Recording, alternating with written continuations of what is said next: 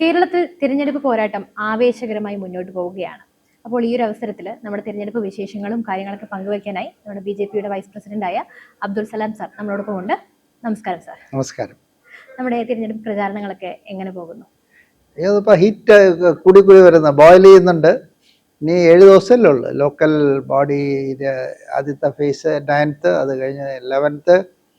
I think പണ്ടങ്ങത്തെക്കാളും ഒരു വലിയ ഒരു ടെമ്പറേച്ചർ ഉണ്ടെന്ന്, വാമിങ് അപ്പ്, ഫാസ്റ്റ് വാമിങ് അപ്പ്. അത് മാത്രമല്ല, വാമപ്പ് ചെയ്തിട്ട് താഴോട്ട് പോവല്ല, അത് മെയിൻറ്റെയിനിങ് ഹീറ്റ്. അതുകൊണ്ട് ഒരുപാട് കമ്മിറ്റ്മെൻറ്റ് കാണുന്നുണ്ട്, ഒരുപാട് പാഷൻ കാണുന്നുണ്ട്, സിൻസിയറിറ്റി കാണുന്നുണ്ട്.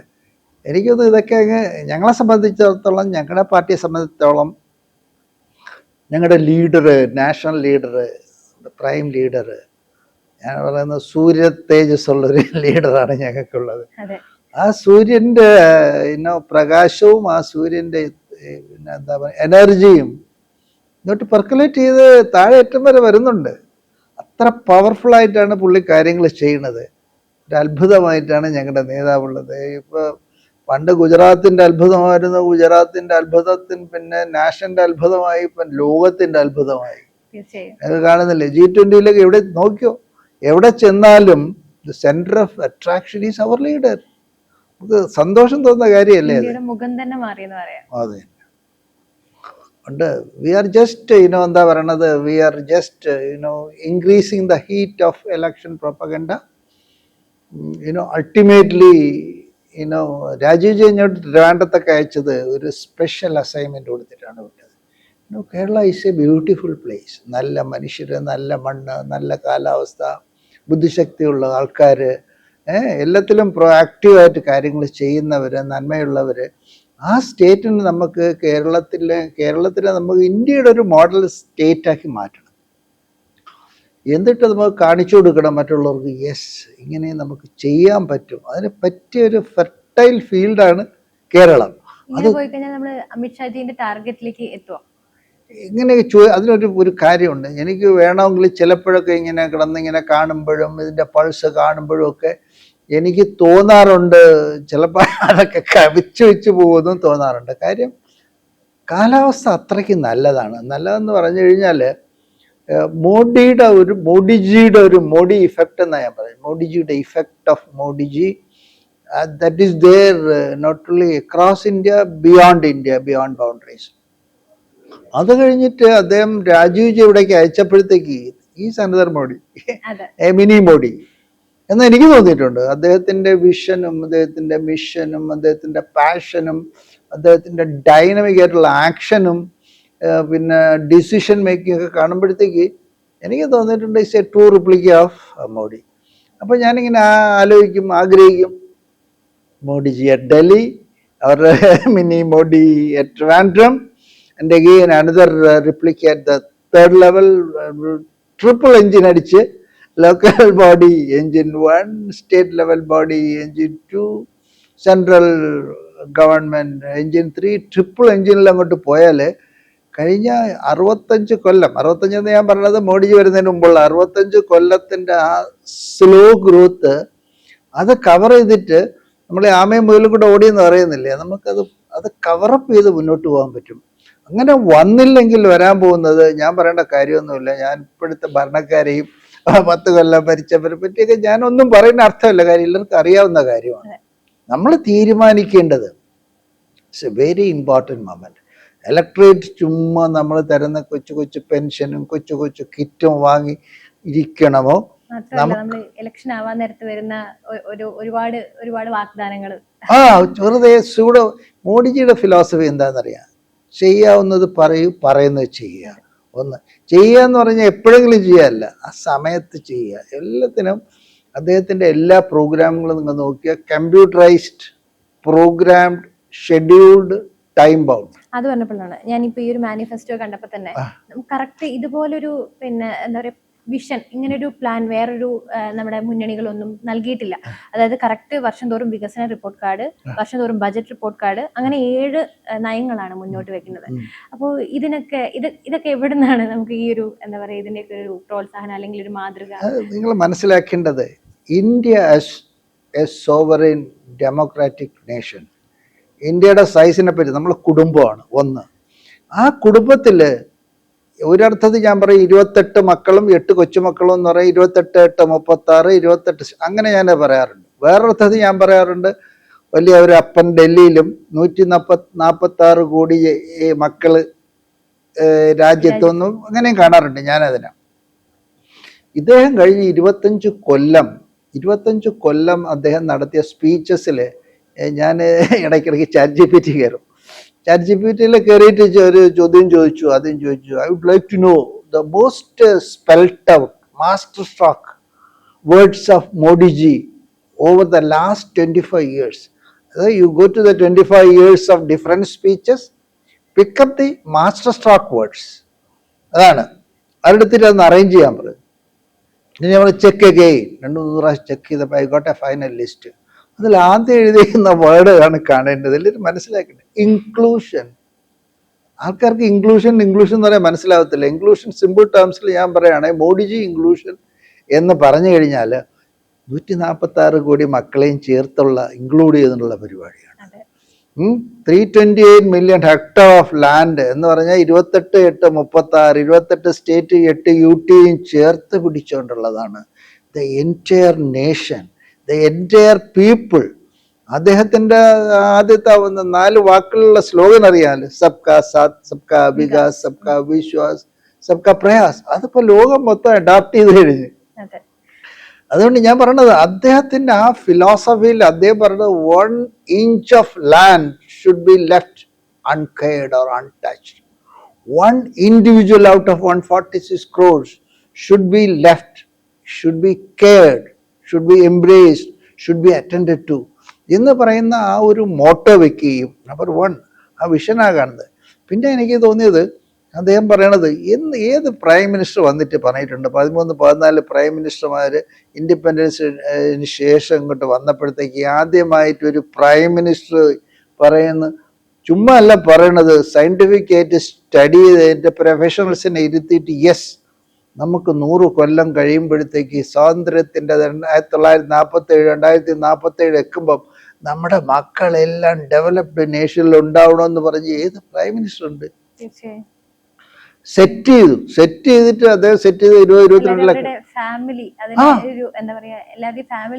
ഫാമിലി എങ്ങനെ കൊണ്ടുവരും?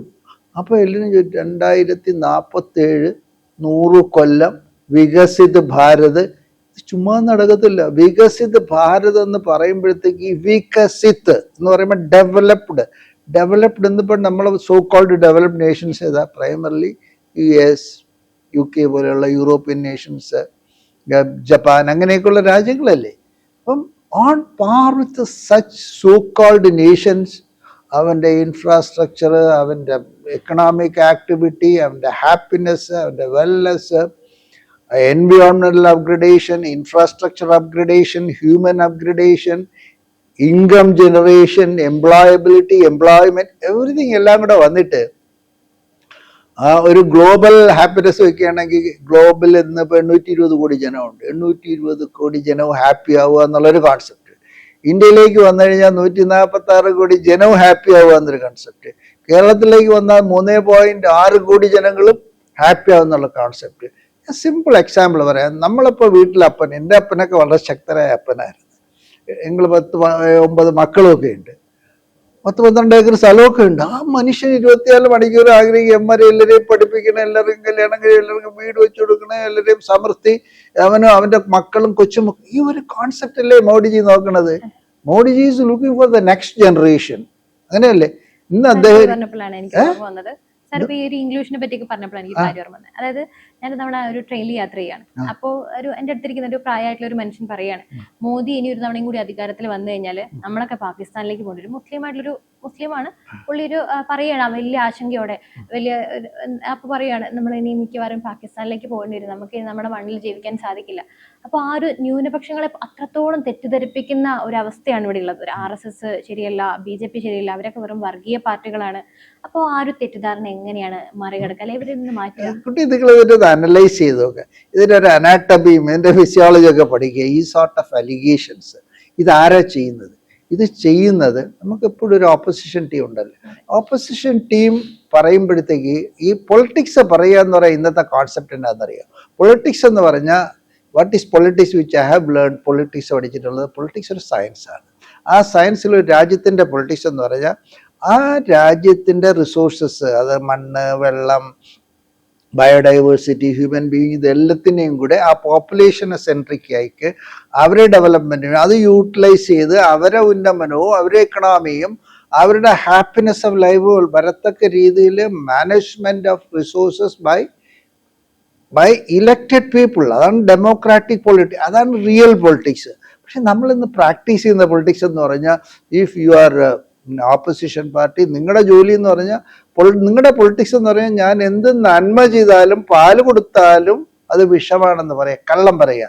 ഇന്നത്തെ പൊളിറ്റിക്സ് ഈസ് ഫാൾസ്, അതായത് ലൈ പറഞ്ഞ് ഇതിനെ ഇത് പറഞ്ഞ് പാവം കുറേ ആൾക്കാർക്ക് മനസ്സിലാവാത്തവരെ പറഞ്ഞ് കൺഫ്യൂസ് ചെയ്ത് അവൻ്റെ വോട്ട് വാങ്ങിച്ച് അപ്പുറത്തെ കസേര കയറി ഇരുന്നിട്ട് അവൻ്റെ മെയിൻ ജോലി എന്നതാ 65 കൊല്ലത്തെ ഇവർ ചെയ്ത് നിങ്ങൾ നോക്കൂ. They were robbing the nation. Public money rob ഉദാഹരണത്തിന് നിങ്ങൾ വീട്ടിൽ വിചാരിക്കും 10 മക്കളുണ്ട്, ഒന്നോ രണ്ടോ പേര് ഇവിടുത്തെ അപ്പൻ്റെ റിസോഴ്സും ബാങ്ക് ബാലൻസും എല്ലാം അടിച്ചോണ്ട് പോയി കഴിഞ്ഞാൽ ബാക്കിയുള്ളവർ എന്ത് പറ്റും? അവൻ താഴോട്ട് പോകും. കേരള ഗവൺമെന്റ് തന്നെ നോക്കൂ. കേരള ഗവൺമെന്റ് ഇന്ന് 6 ലക്ഷം കോടിയോളമാണ് എടുത്തത്. നിങ്ങൾക്ക് എനിക്ക് 1.25 ലക്ഷത്തോളം രൂപ കടം വീട്ടിക്കൊണ്ടിരിക്കുകയാണ്. പക്ഷെ ഇവരുടെ കടം വാങ്ങിച്ച് ചെലവാക്കണമെങ്കിൽ അത് രസമാണ്. ഒന്നേ അത് കൈയിട്ട് വാരുക, അല്ലെങ്കിൽ അവരെ പാർട്ടി വളർത്തുക, കുടുംബം നന്നാക്കുക. ഇത് തിരിച്ചറിയാൻ മേലാത്ത ഒരുപാട് വോട്ട് ചെയ്യുന്നവരുണ്ട്.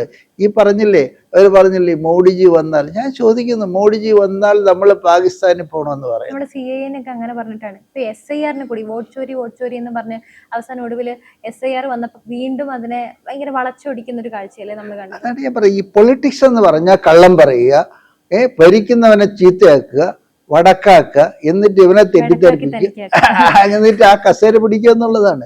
ഞാൻ ഈ പറഞ്ഞ അദ്ദേഹത്തോട് തന്നെ ബ്രദർ ഇത് കേൾക്കണമെങ്കിൽ ഞാൻ ചോദിക്കുകയാണ്. 11.5 കൊല്ലമായി മോഡിജി ഭരിക്കുന്നു. ഗുജറാത്തും കൂടെ നോക്കുകയാണെങ്കിൽ 25 കൊല്ലം.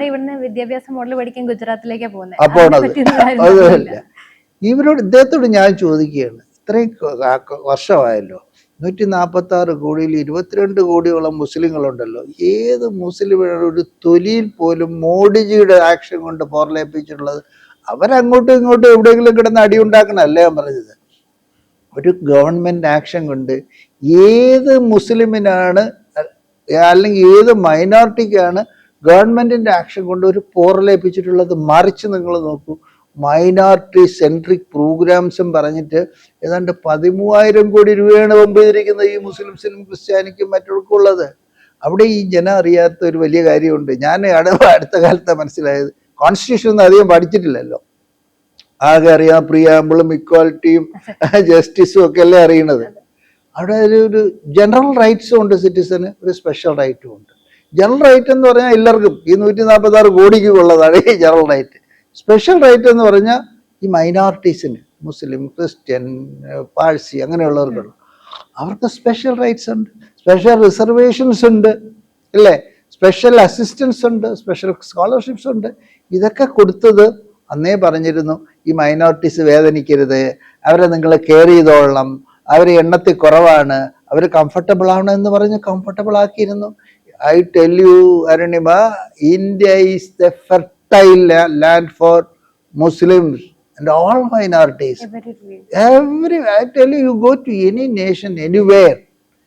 ഈ പറഞ്ഞ മനുഷ്യരോട് ഞാൻ വീണ്ടും ചോദിക്കുകയാണ്, ഈ ലോകത്തിലെ ഒരുപാട് അറബ് രാജ്യങ്ങളുണ്ട്.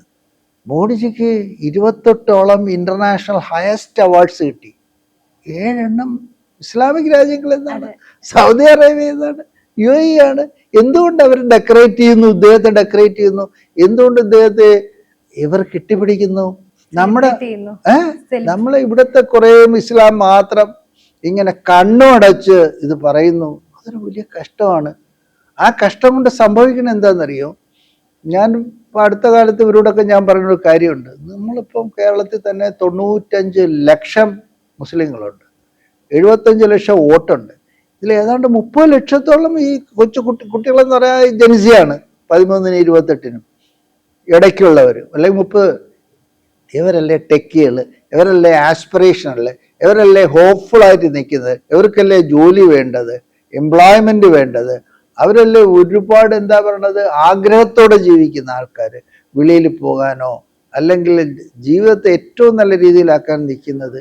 ഇവരെ മാറ്റി നിർത്തിയിട്ട് മുഖ്യധാരയെ കൊണ്ടുവരാതെ, നേഷൻ ബിൽഡിങ്ങിൽ കൊണ്ടുവരാതെ, നാഷണാലിറ്റി എന്നുള്ള ആ ഫീലിംഗ് നമ്മൾ കയറ്റാതെ മതം മാത്രം കയറ്റി മാറ്റി നിർത്തി കഴിഞ്ഞാൽ ഗ്രാജുവലി എന്ത് പറ്റും? 146-ൽ 22 പോയാൽ ബാക്കി 124 ഉണ്ട്. അവർ ഈ വണ്ടി ഓടിച്ച് പോകുമ്പോൾ അവർക്ക് വിഷമം തോന്നും.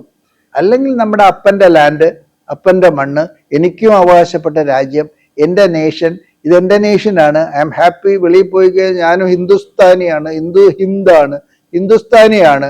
അവിടെ കളർ ഞാൻ പിടിപ്പിച്ചേക്ക് എൻ്റെ വിശ്വാസം കൊണ്ടൊരു നിറം ഞാൻ പിടിപ്പിച്ചിരിക്കുകയാണ്.